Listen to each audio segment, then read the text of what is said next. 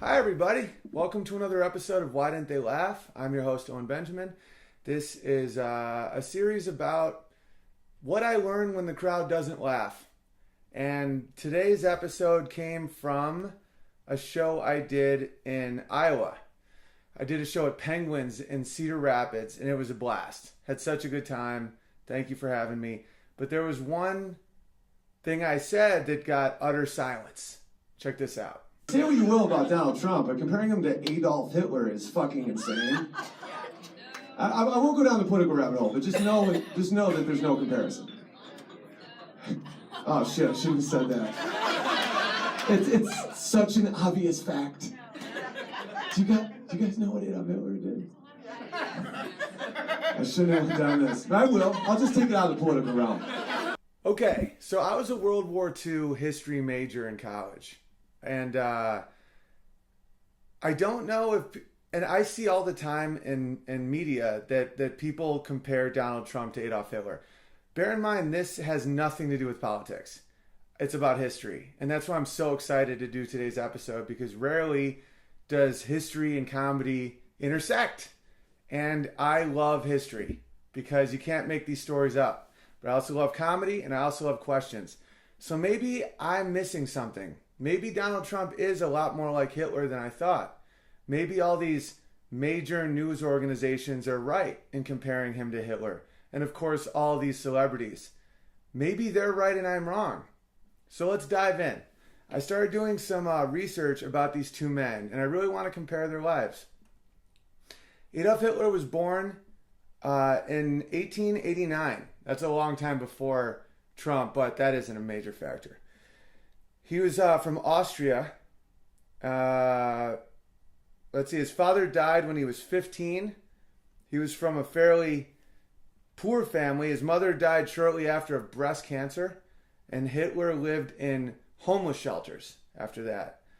Let's see about Trump. Trump is from wealth. He's from New York City.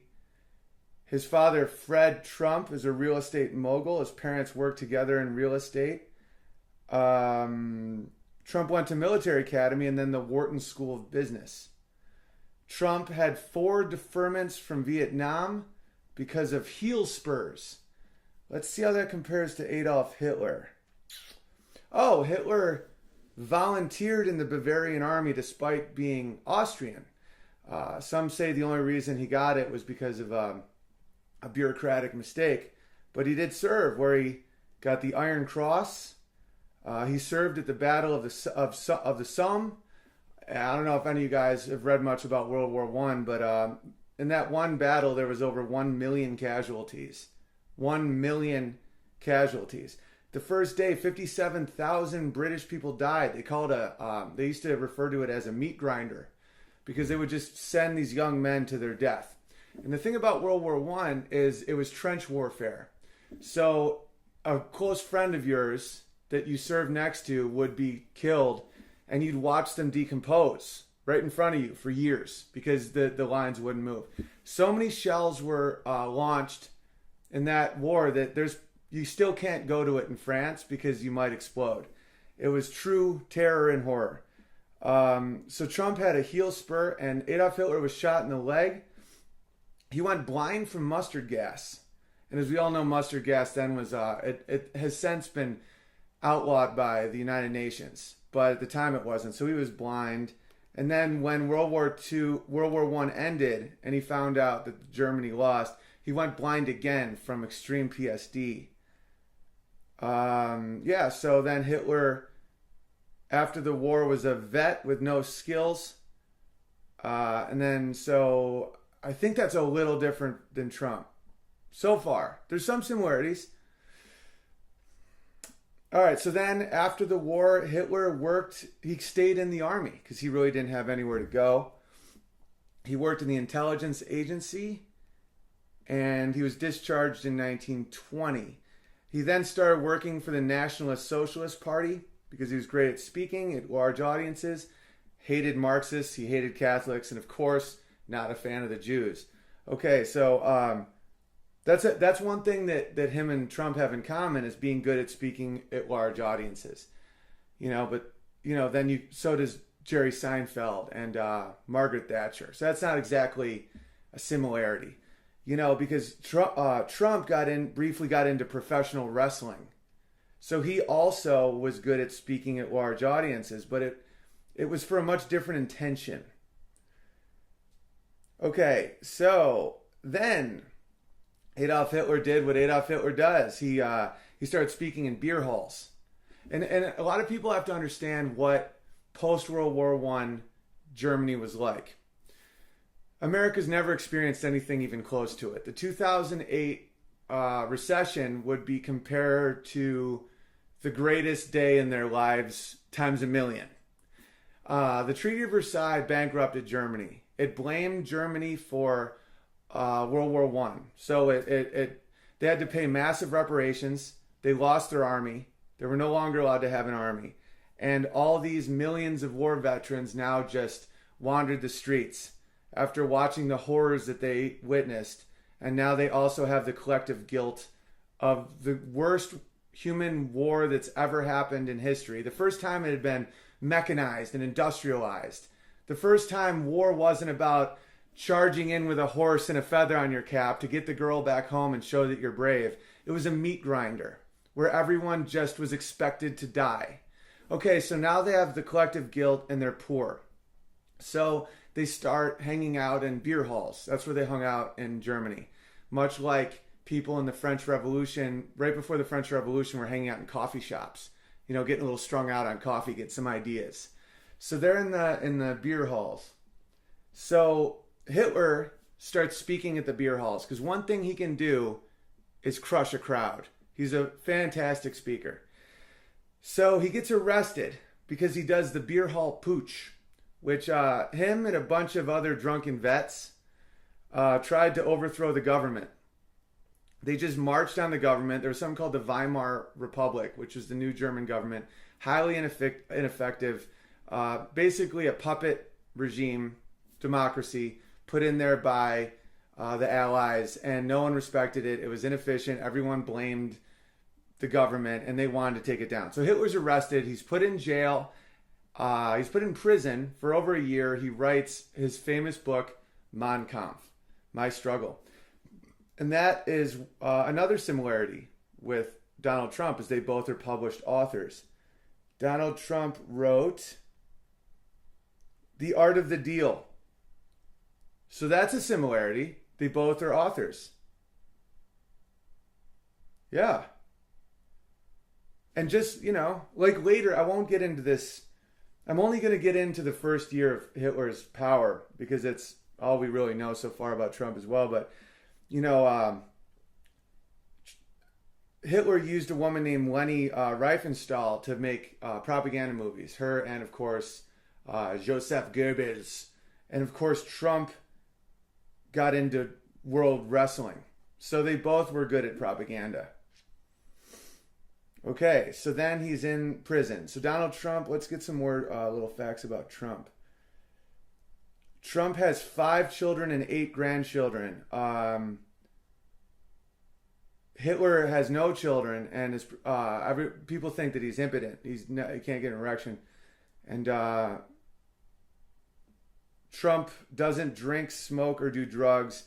Hitler was, for most of his adult life, was on methamphetamines to deal with Parkinson's and PTSD. Trump graduated with a focus in science and economics. Of course, Hitler was more into art.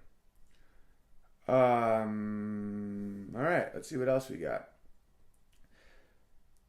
So, the 1929 crash helped Adolf Hitler because America was pumping money into Germany still, giving them loans. And then when America's economy crashed, so did Germany. So then Germany needed a scapegoat. So then you start listening to the crazy guys in the beer halls.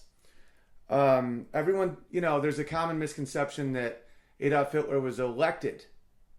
Okay, what really happened, which is easy to find out, but, I'm not going to sound cynical. But there was 4 elections. He never won any of them. It was a very convoluted story that you can look up and read. It's intense, but he'd get 15%, 17%, 20%. It was all very low, but he was getting seats in the Reichstag, which is basically like their version of Congress. They had a chancellor who was Hindenburg, who was, the old World War I leader. He had a lot of respect, but he was approaching 80. But they also had a president. And so so Hitler gets an SA, which is his ragtag team of misfits. But they were brutal. A lot of them were sexual perverts. A lot of them were murderers, rapists, real terrifying guys. But they were kind of outliers. It was basically like the Mighty Ducks, except horrific. Like the underdog group, but like people that are terrifying. Trump, people claim that he has the alt-right, and they claim they're just as terrifying, but those are 13-year-old kids in their mother's basement making memes to get a reaction because their parents don't give them any love. They're very different people. One group is a bunch of trained killers that are on the street every day killing communists because, after Tsar Nicholas II's family was murdered by the Marxists and then Russia goes communist, the communist threat was big in Germany at this time. Anytime there was major poverty during this era of human existence, communism came up because it's very easy to blame your problems on rich people. So these guys were killing communists. So that's why the German government made a bit of a deal with the devil because they respected their muscle. And so they kept getting power. So this is when things get fairly interesting for old Adolf. So he's appointed chancellor after doing a lot of weird political maneuvering, which is not an elected position. And then the Reichstag building is set on fire. Yeah. So they all blame the communists, even though historically at this point it's pretty obvious it was the Nazis. And then at this point they suspended all the rights of the people. It was called the Reichstag Fire Decree. It's basically like it's kind of like 9/11, except I don't believe 9/11 was an inside job. Maybe it was. I don't think so. I think it was an existential threat from a group of people. But it's the same type of thing. That's the equivalent of the Patriot Act. So they suspended the rights of the people, which got Hitler and his crew even more power. Okay, and then he instituted something called the Enabling Act, which was the day before Hindenburg's death. He and his group of cronies, who were literally doing this based on the intimidation of violence, they weren't elected. They had support. Like, there were people that supported the Nazis, but they were never elected, okay? But with their insane, violent fear tactics, nothing comparable to Donald Trump's. Sorry for laughing. I'm trying to take this totally seriously. I promised myself I wasn't going to laugh. Okay, so they enabled something called the Enabling Act, where the chancellor, upon Hindenburg's death, the chancellor and the president would become the same position. Hindenburg died the next day. That sounds a little fishy, but, I wasn't there. Okay, so in the first year, let's compare that to Donald Trump. Donald Trump won a Democratic election. Some people claim that he didn't win the popular vote, but given the rules of the election, which were laid out, which were actually argued for by the left in America, that Donald Trump, will you accept the outcome of the election no matter what? And he said, no, the Electoral College is bullshit. And everyone said, oh, you're bullshit. And he said, no, I'm not. And so then he was elected with the Electoral College. And then in the first 6 months so far, let's compare. The first year Adolf Hitler was elected, all trade unions were dissolved and the leaders were arrested. They were sent to concentration camps. The Social Democratic Party was banned and all their assets were seized. Okay, just compare that. That would be the equivalent of if the Democratic Party in America was made outlawed and that Meryl Streep's house was taken. George Clooney's house was taken. Barack Obama's house was taken. Picture that. Okay, let's continue. Donald Trump has had some pretty mean tweets where he said some not nice things about Hillary Clinton. Let's compare that to Adolf Hitler. There's something called the Night of the Long Knives, where after he gained power, he purged his own party. And he took the former chancellor, Schleicher, and he shot him in the head. Okay, that's the equivalent of Donald Trump shooting Paul Ryan and shooting Hillary Clinton in the head. They're already dead. Okay, so within the first year, Hitler also became head of the military as well. So his name was then put into the oaths. So instead of my country, 'tis of thee, it would be like my Adolf, 'tis of thee. Okay, Trump is yet to do that. Unemployment fell under Adolf, which is, similar to... Oh, here's a similarity. Trump is looking to have a massive infrastructure budget, and Adolf Hitler did build the Autobahn. Yeah, so I think... so those are the comparisons. Now let's do another comparison. Look at how hard that is to compare these two men. Okay, they're both authors. They both are males. They both are white-ish, although Hitler's origins, there might be some Jew in there, a little bit of Slavic, little poison in the well. What else are they comparable for? They both like nice clothing. Infrastructure, of course. They're both really good at public speech. All right, now let's take a look. Let's take a look at a much easier comparison historically. Let's even look at some of Trump's scandals. Of course, there's a scandal that he said something fairly sexual about his daughter, that if it wasn't his daughter, he might date her, and everyone freaked out.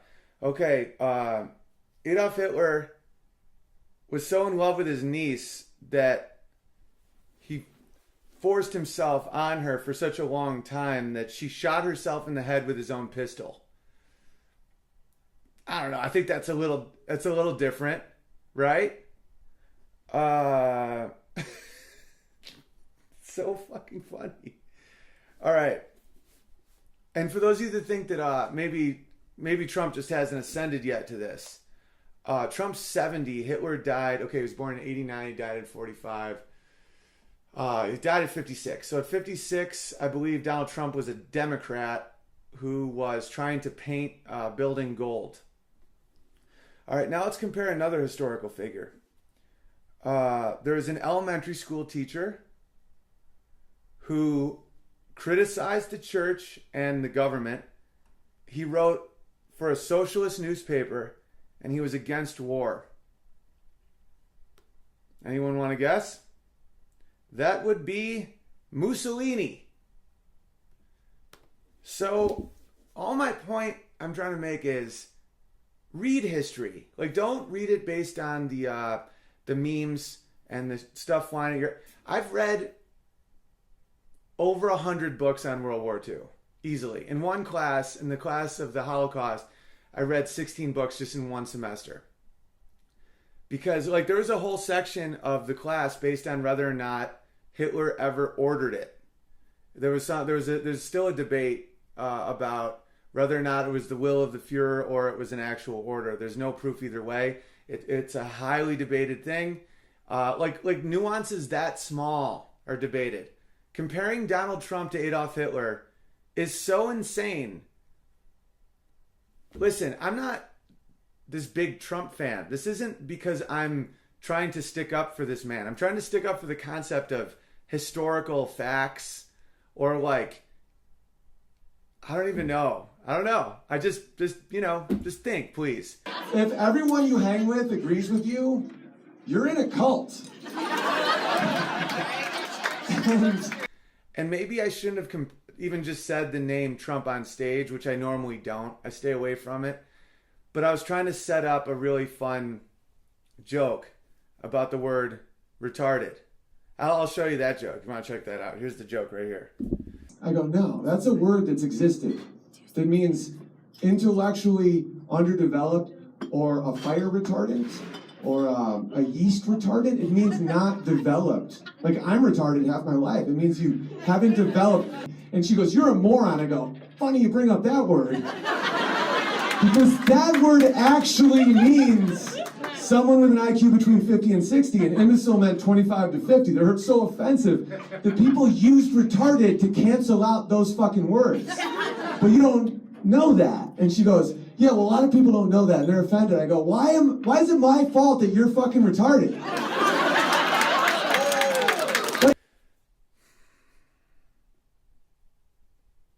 And I was also trying to set up a joke on the word fascist. Because fascist comes from the word fasci, which means bundle of sticks. Fascism is an ancient concept about how a group is stronger than a single stick. You put a bunch of sticks together, it's strong.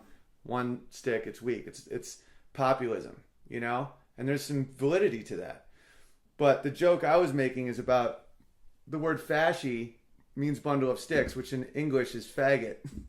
And I do this long joke about the word faggot and why it became associated with homosexuals. Don't use this word, but the word faggot. Hear me out. Right. Trust me. Hear me out. It means bundle of sticks, right? And for some reason, people don't ask follow-up questions to that. Where they're like, yeah, man, that's very derogatory. I'm like, bundle of sticks, though, why? And they're like, yeah.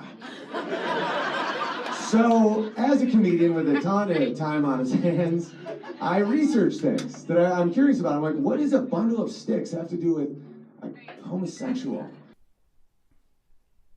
I mean, you want to just see the joke? Because it did actually work. I had the crowd a little iced at this point, but I'm not going to apologize for being stupid. I'm not going to apologize for being smart. I'm sorry. And I'm not even that smart. I just try hard.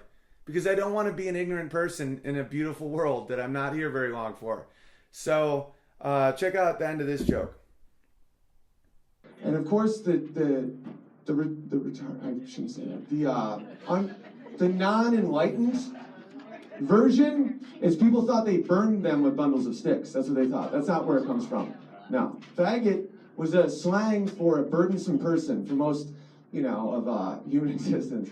Because a faggot, a bundle of sticks, you put it on your back. It's like the Led Zeppelin album cover. Right. Remember that?